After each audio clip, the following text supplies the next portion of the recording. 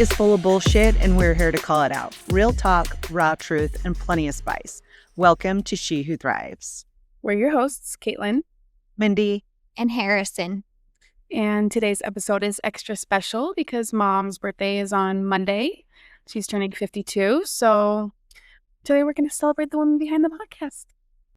You guys hear Mindi's opinions every week, but today we're diving deeper into who she really is, how she's changed over the years, what life has taught her, and why your 50s might actually be some of the best years yet.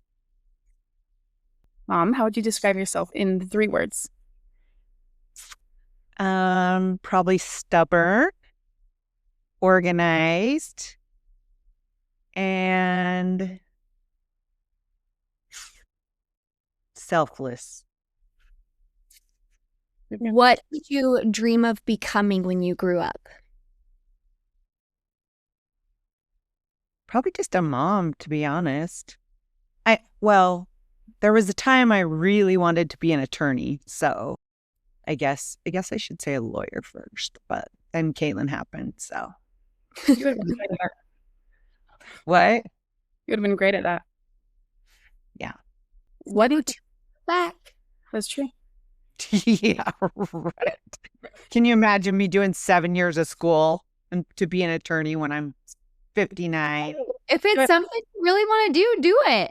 I can argue without being paid. It's fine. What's something that people assume about you that's just completely wrong? Probably that I'm mean. I know we've talked about this before. Because you have an RBF?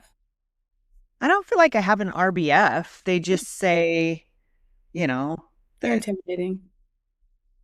which is, I'm not, though. When people get me, it's always different. Yeah. They always differently, so. Isn't it funny, though, that people associate with, being intimidating and being an ass, being mean, Yeah. Yeah. What's something you're most proud of about yourself? I'm proud of a few things. Probably my resilience, my marriage, and the relationship I have with my husband, and how I raised my kids. I agree with that one. Great. So going back to little Mindi, what were you like as a little girl? That would have been a good question for my parents. If I asked my siblings, they would probably say spoiled because I was the youngest. Yeah. I feel like I was always a thoughtful child even, I always thought about, my mom tells a story of how anytime they would go somewhere, if she was going to be at home alone, I would be like, Mom, I'll stay with you, so you don't have to be alone. Like, I was always so concerned, and now I get like she just wanted to be alone. Like, go, I'm fine. Please go. That's sweet. I know, like, the older I got in school age, like I always wanted to make sure that somebody I knew was in my class. I didn't even like going to the store alone or anything, Just didn't like to. Yeah, I guess that. What was your favorite thing to do as a kid? I loved to swim, hang out with my friends, play night games, ride my bike.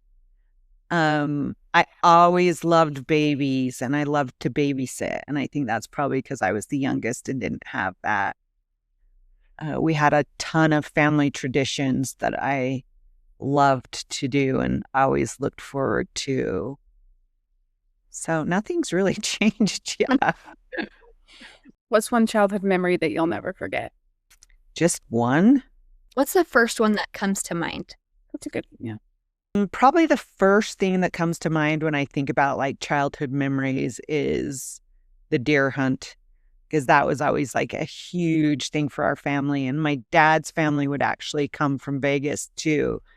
But it was all my mom's family, all her sisters and all the cousins and grandma, grandpa. And it was a huge thing for us, and we would all park our trailers and campers around the fire, and, kids had 4-wheelers and stuff. And it was just always fun. Just kind of like our reunion. this I I last was just weekend. gonna say the reunion, but people left to go camping or hunting. Yes. Yeah. Fun. What's one childhood memory you would rather forget? I don't know.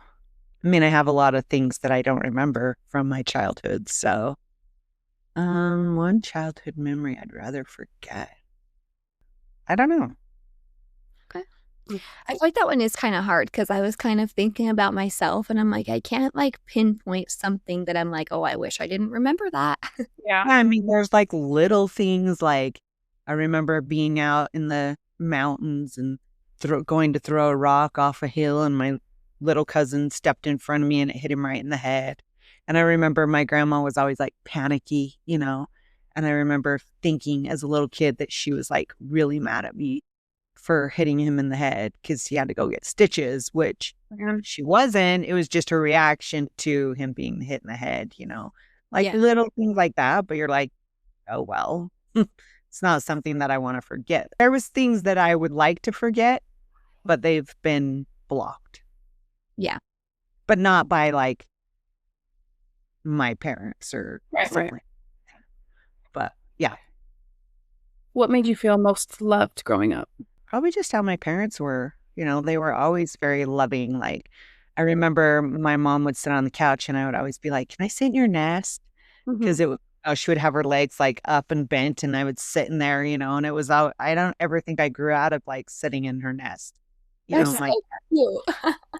my dad was always very, he always, I've talked about this before. He always made sure that you knew that he loved you.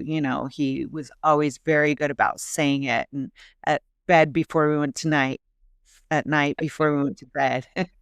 That's the age showing.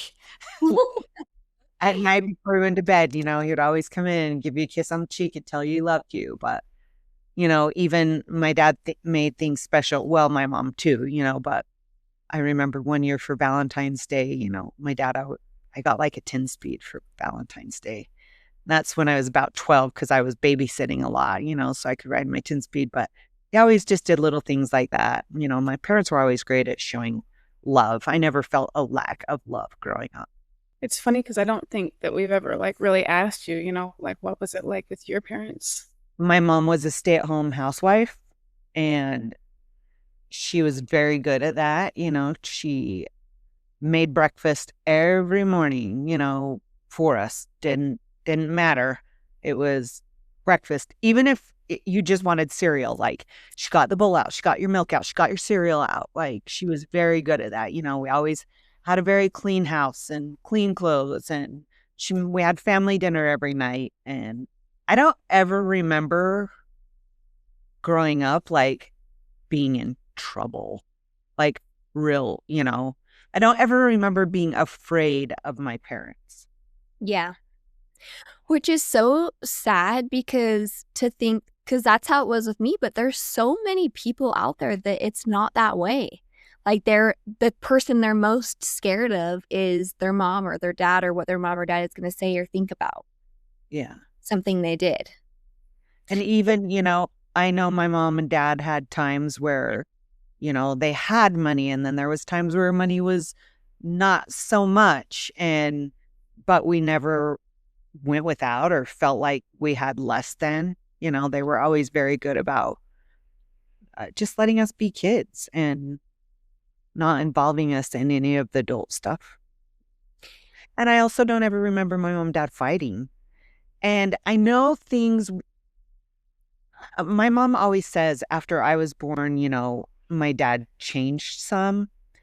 But for me, my experience with my parents is I don't ever remember them like fighting or, being worried that they were. I mean, I remember one time hearing them in their bedroom, their door was shut, and I could hear them having conversation. And it wasn't even like they were yelling, but I was like, oh my gosh, are they going to get divorced?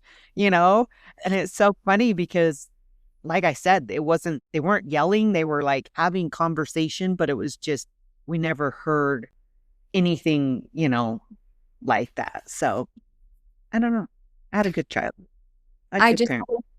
I just had to say something funny because over the weekend, me and Jess were talking and I was telling her, like, yeah, Brixie will like wake up in the middle of the night and if he's hungry, he'll like grab a snack on his way in. And she's like, did you know that grandma, if Clayne used to wake up, she would like make him food, like actually go out and cook something? And we were just like both cracking up about it. And I'm like, honestly, that doesn't surprise me at all because that's just grandma. Like she just, Yeah. okay.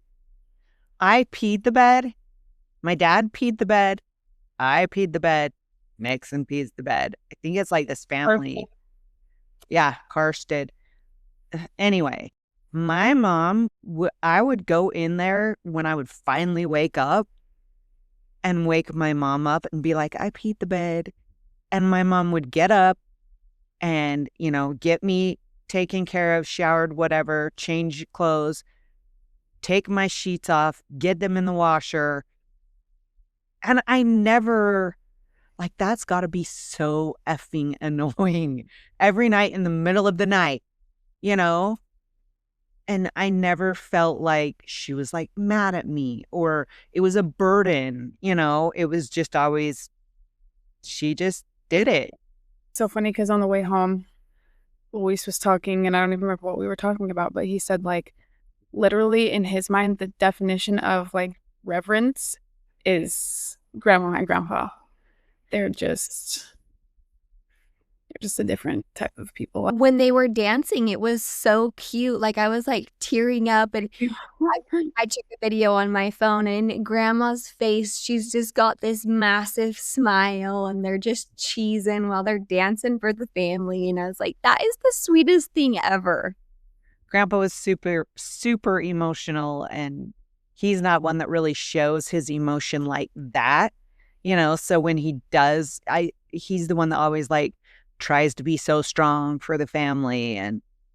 And yeah, so anytime you can tell he's getting choked up, it's always like super emotional. If you could hug your younger self, what would you tell her? You're going to go through some shit as an adult that is going to be super, super hard. And there's going to be some days that you might not want to wake up, but it'll all be worth it in the end. And it'll make you stronger for going through it. And just keep your head up. Hey, some of the stuff I brought on my own self, maybe I would tell myself, be smarter. Make better choices. What's one thing your younger self never saw coming?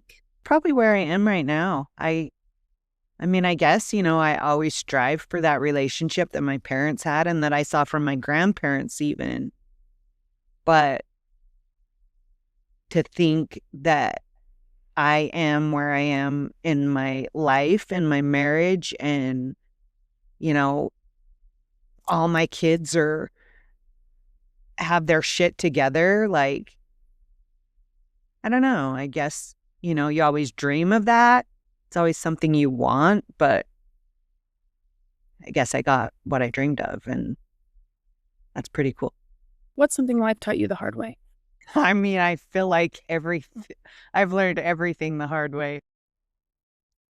Let's be real. Yeah. I've had a lot of hard lessons learned. And like I said before, some of them were due to my own stupidity. Some of them were not. Sometimes learning things the hard way, though, is the best way, in my opinion. Not always, depending on what it is, but I think that learning things the hard way teaches you a lot. That teaches you lessons that you wouldn't have learned otherwise. Yeah. Like I said, I would not be where I am today if I hadn't gone through everything that I went through. And I know that. Yeah. Was there a season of life that changed you forever? Yes. Which one? Gosh, I've had a few seasons of life that changed me forever. Like the kids' dad dying and going through all of that changed me. That changed me in a lot of ways, but still with that, you know, every time I leave on vacation, I think about dying. every time Kate drives here from Missouri or you guys travel, I think about one of you dying. Like, shit, Braxton was in Cedar working the other night late, and I'm like, message me as soon as you leave and as soon as you get home. I always have that fear. And it didn't help when my brother died. And that's something I need to work on. And I know that, I need to get rid of that because it is stressful and it's not a great way to live. I think that all being a parent, though, I mean, yes, the other ones add to it, but a lot of that is just, I don't know if that ever goes away. Yeah. Especially the more people you add to your family. It's like, well, there's another one I have to worry about every day. Yep. I also feel like, losing my brother and, Brad, it just makes you realize as well how precious time is here. And to not take that for granted. Live your life and live it to the fullest because you don't know when it's your time. Right. Every time Mindi travels, I am the lucky person that gets put in charge of disposing of the sex box if something happens.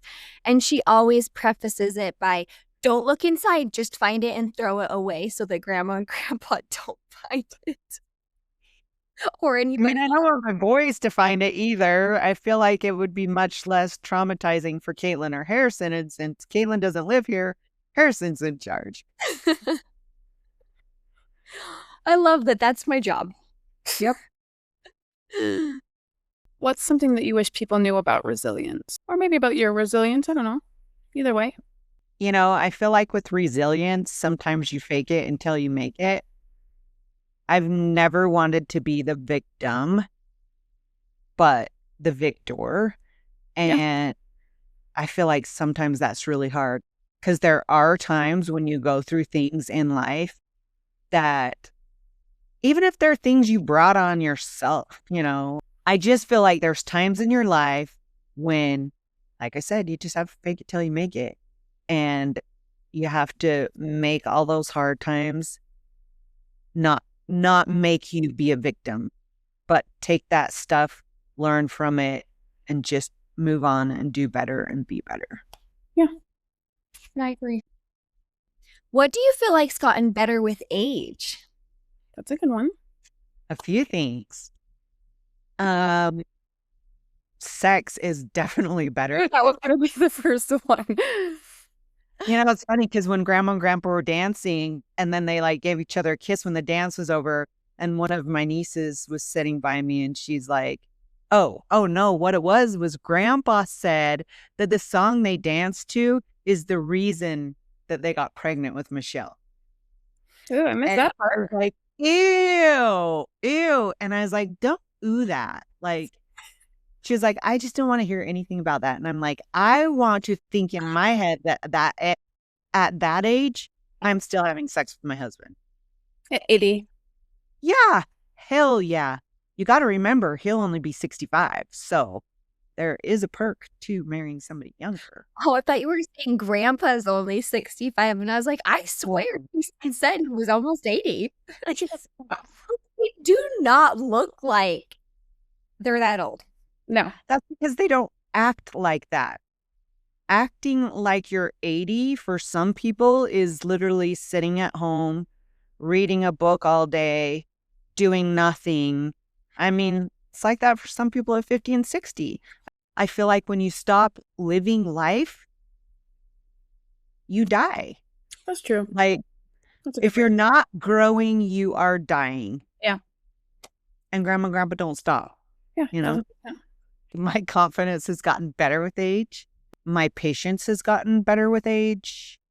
Yeah. I feel like I'm a little more chill with my home, not that my house isn't spotless, but before when you kids were little, I was way overboard. I know. And I just feel like you're just in a different part of life where it's just now I just need to enjoy.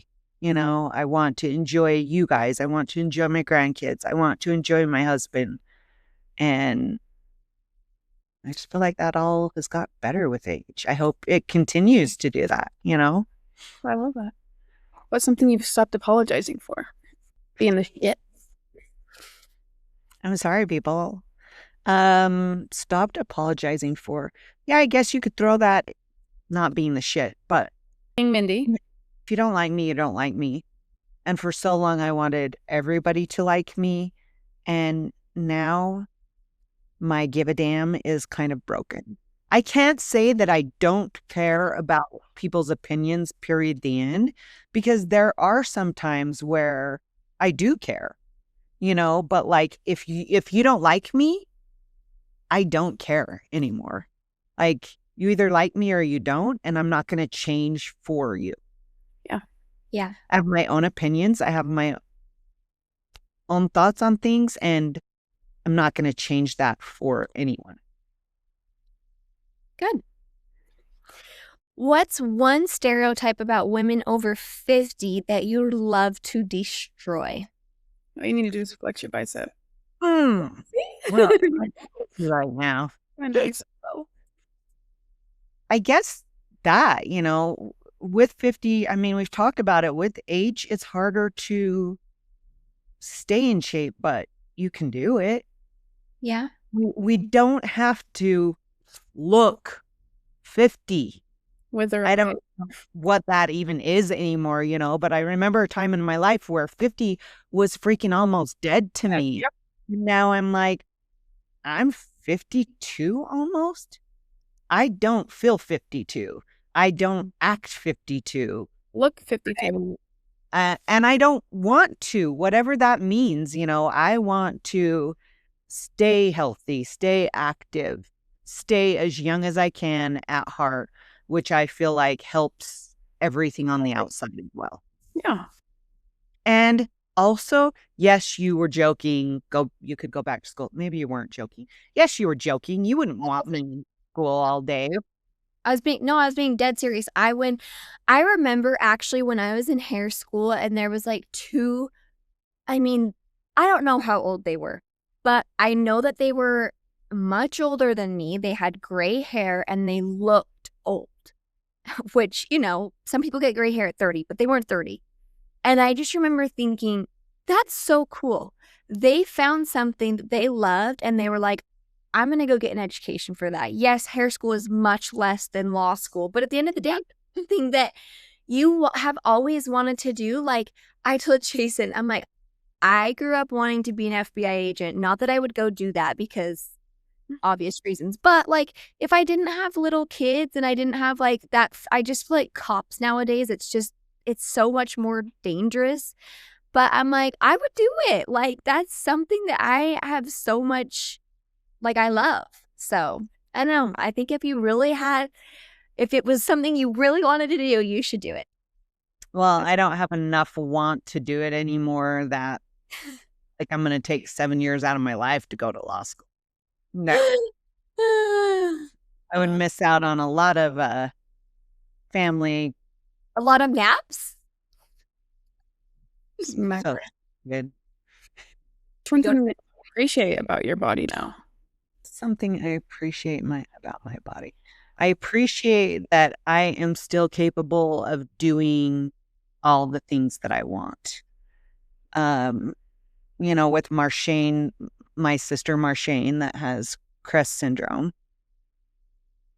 you know, it makes me emotional because I'm like, even if she just decides she's thirsty, like she can't get up and do that herself. Mm-hmm. You know, she can't do anything. And I think we take for granted so much. I'm sitting here, I have my legs crossed, I can uncross them, I can move myself, I can do everything I want to do. My body is still capable. Yes, there's times that maybe I am a little hurty or, you know, I have my little flare-ups, but my body can still do everything that I want to do. Yeah. Yeah. And I'm grateful that it can. What makes you feel most alive? Probably the thing that I love the very most that brings me the most happiness and makes me feel like the most alive is being with all of you and my grandkids. I love that. I love spending quality time with my husband. I love traveling. I think experiencing new things with all of you, there's just something really cool about that. There's nothing like it. What's one thing you still want to do someday? Do you have a bucket list destination that you would like to travel to? We have a bucket list that we just, I mean, I don't have like one specific place that I'm like, oh, this is the top of my list. This is where I want to go. I have a list. Well, we have a list together, that we've made that we're like, okay, we'll hit them. Yeah. I think, we both talk about buying a coach and just traveling. Yeah. That would be cool. That would be so fun. That's a good one.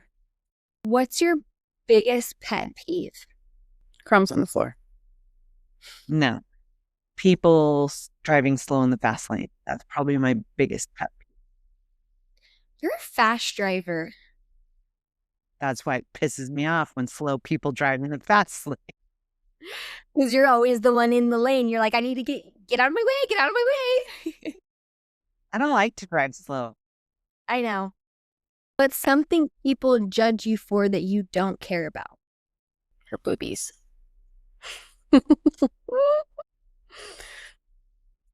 I think probably two things come to mind first. One of them would be our age difference in our marriage, because it has been talked to me about by a couple of people. I think that it's like surprising to a lot of people, but I've never met someone that's like, ew, like, why? Like, I mean, looking at you two or being around you, you would never know. No. Right. Yeah. Like, you right. wouldn't. Yeah, people are always shocked. But I have a lady that she did say something to me and like, why are you even with him? Why would you have even dated somebody that age, And then it's funny because one of my friends, her daughter just got married and we were at the wedding, and she has a cousin that had said to me, it was after we were married, and she's like, well, what's going to happen in 15 years when you look old and he's still young? And when we were at the wedding, she's quite a bit younger than me. And she walked in and I said to Adam, oh, I just want to flip her off and be like, you look older than me already. Now do you want to say what's going to happen in 15 years? Because it's been 12. Right. We've been married for 11 and together for a year before that. So you're like, oh my gosh, I never thought of that. I must have met you guys like we're freshly after you got married then. Yeah. I already had Nixon when you, right? Me and Keith were like freshly dating when you had, because remember you were like, Keely wants to come over and visit him or something like that. And we were already together. So you had like just, yeah. Because Brecklin was 2. Barely 2, yeah. Yeah. That's so wild. What's your most Mindy habit? Besides the things that we've talked about. Habit or bad trait? Vacuuming. Yeah, the girls say that I just should carry around my vacuum all the time with the dish towels. It's all the time. In fact, it's so funny because like when all of the kids are here and like everyone's eating, like they're trying to eat in peace, and it's like Mindy's literally standing there watching them eat, holding her vacuum. And I'm just like, breathing through a crumb draw. Yes, like literally. We're not making this up. No, look. Without fail, every time she says to Brecklin, I don't know how you get that many crumbs. You're the oldest. You get more crumbs on the ground than is the messiest eater on the planet. She's not just the messiest eater. She's the messiest everything. Beach or mountains? Gosh, guys, it's hard for me to choose like favorite anythings. I'm I'm not a person that has like, this is my favorite. This is my favorite. This is my favorite. So these all might actually suck. I feel like the mountains bring back so much more nostalgia than the beach does. Don't you feel like that? It's just a different vibe in the mountains than it is the beach. I feel like the mountains bring out like a joy where the beaches bring out relaxation. Yeah. Does that make sense? Yeah. I love them both. Silver or gold, I think we know, because we can look at your ears and your neck. Silver. But you used to like gold too. So she got. I like gold. I mean, I like gold. I just, on my skin tone, I prefer silver. Yeah. We also know the answer to this: early bird or night owl. Neither. Smack dab in the middle. To go to bed early and wake up at like 7 or 8, right? What is going to bed early? I like to, like, if I could actually pick when I went to bed, like actually sleep, I would say like 9 o'clock. Like get in bed at 8, watch a show or something, be in bed asleep by 9. I would say our average going to bed time is probably 10. Yeah, same. And then, yes, if I had it my way, I would not set an alarm. I would get up when I woke up. But usually, if I do that, I'm up at 7. Yeah. Grandkids or date nights? Well, I love them both, but if I only had to choose one, it would be grandkids. Dress up or comfy clothes? I feel like you're 50-50 on this one. Yeah, I mean, I love comfy, but when it's time to dress up and do the thing, I'm dressing up. Road trip or fly? I love a good road trip. I think you just connect. I mean, road trip with Adam. I Right. think you connect so much more when you're on a road trip. You know, when we get in airplanes, we both So, wait, go to sleep, you know? So, yeah, if I had to choose one road trip, I would say if I had to choose one, I do have to choose one. Road trip. all right, we're going to give Mom a little birthday love. Oh, I'm going to instruct us. Happy birthday. giving me a birthday song? That's how they do it at church. Is there actually like a specific way? Yeah. It depends on the beat.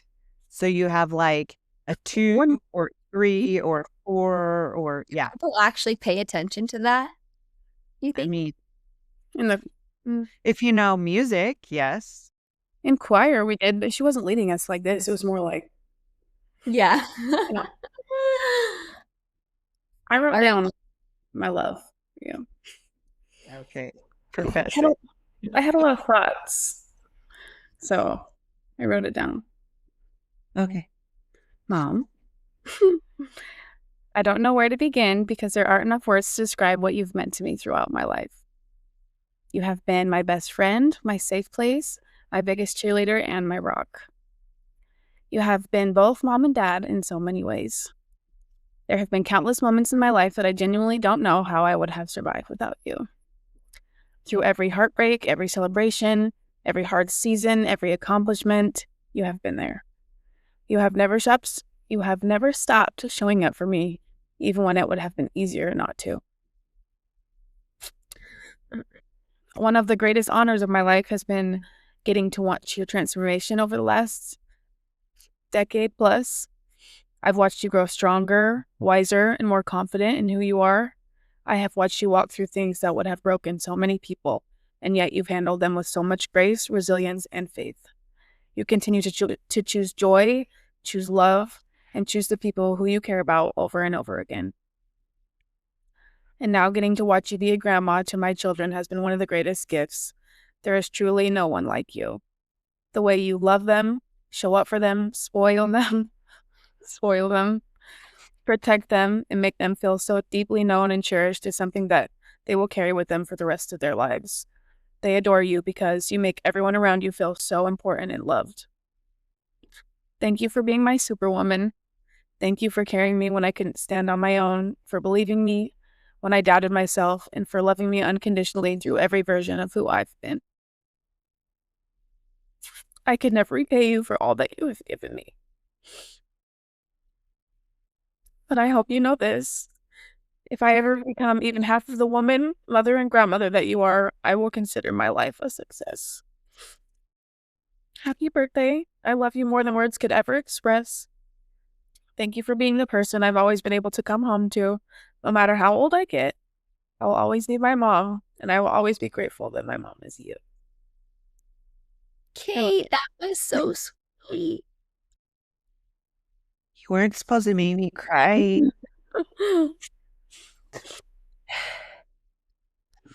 I love you.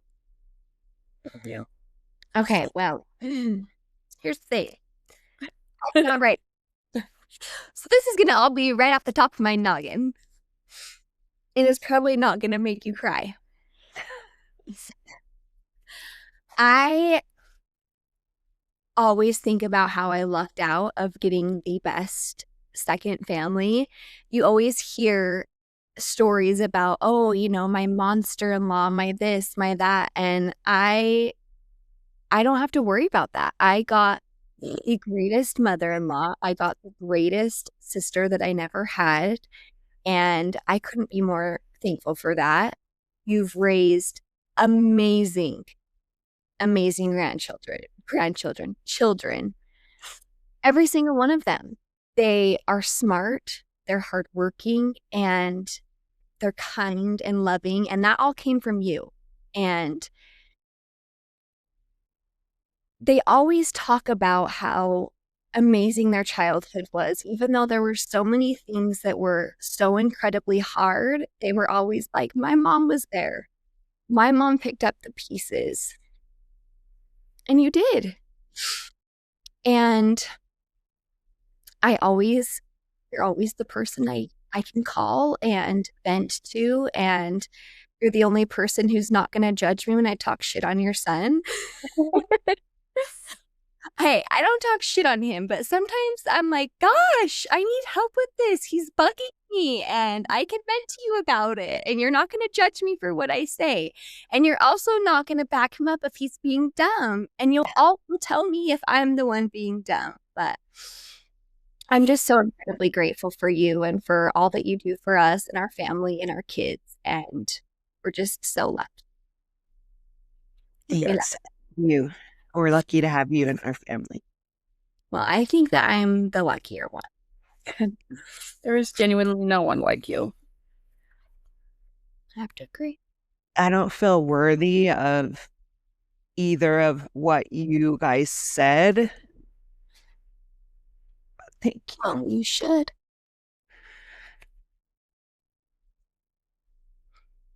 Is it my turn to close this out? Look at that scene that Adam talks about. I guess it comes out, and I'm sad too, not just mad.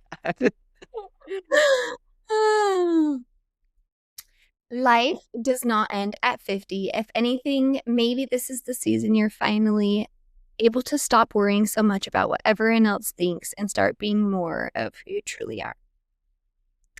This week's tip is to stop putting an expiration date on yourself. You're not too old to start over. You're not too old to take the trip, to move your body, to prioritize your health, to try something new, to wear the damn outfit, to wear the bikini, to chase the dream, or become the person you've always wanted to be. Aging is a privilege that not everyone gets. Take care of your body because it carries you through this beautiful life, but don't forget to actually live it. The best years of your life don't have to be behind you. At 52, I'm just getting started. Yeah. Thank you for hanging out with us on today's episode of She Who Thrives. Don't forget to like, subscribe, and share with a friend. As always, we will be back next Wednesday with a brand new episode. But until then, remember, no matter what you're doing, do it to the best of your ability and always strive to thrive.